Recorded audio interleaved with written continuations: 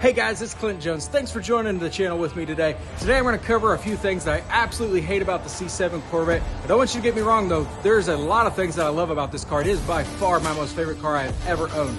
But there's a few things that GM got wrong on this, and I think they really still didn't hit the mark with the C8. We're going to cover all of those things. Let's jump right into it.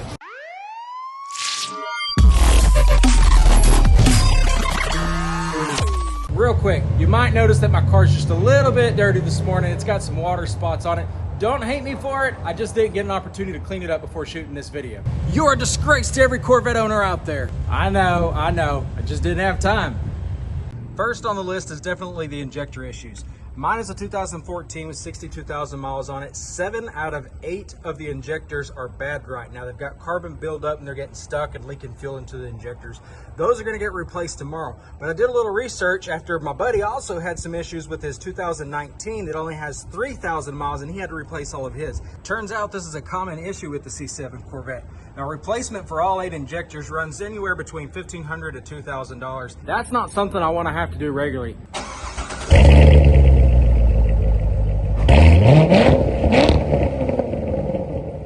Now, I do have the performance exhaust package equipped on this vehicle, but even so, it's just not really loud enough for me. I love a cold start. It sounds great on a cold start, but after that, don't really have much to it. Now, I'm not looking for something that's going to annoy the entire neighborhood or annoy every other person on the road that's so loud that it's deafening.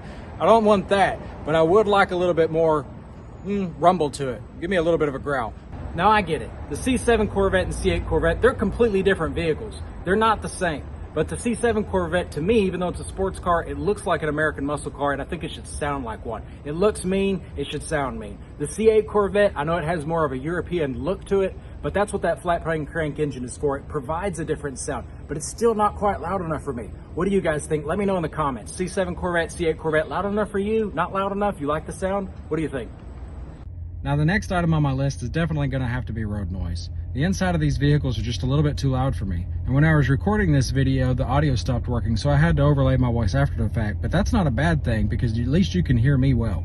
When you're inside this car traveling at 60 miles an hour with a passenger, it just makes it a little bit too difficult to talk to them.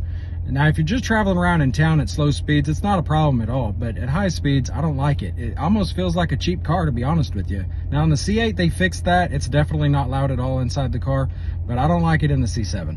There's not really any place in here for your phone. I've got this little thing right here that's not all that great. It kind of slides down, it wobbles. It's got Velcro back here on the back side.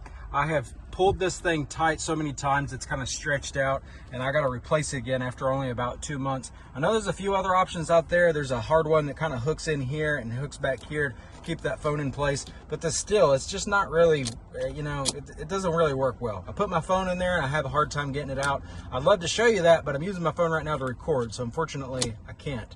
But there's just not any other place in here. If you open up the cup holder, they don't fit in here. That's not a good spot. Now, on the C8 Corvette, they've placed a spot back here in between the seats on the waterfall for that phone to rest, but it's still not really a great spot in my opinion. I suppose it's better than not having any place to put it in the C8 Corvette, so at least they gave us that. But if you're trying to get to your phone, it can be a little bit of a pain. It's not in the easiest place to reach. However, you do have wireless Apple CarPlay and Android Auto on every C8, so at least you have access to everything on the touchscreen there in front of you. But there's still some things that you're going to want to be able to reach your phone and use it for instead of using on the screen. Real quick interruption. I really like producing these videos, but I'm also a car salesman, and I have 4 C8 Corvettes sitting on my showroom floor right now at MSRP. If you're looking for one, give me a call or text me. My personal cell phone number is 903-780-5422. Let's jump back to the video.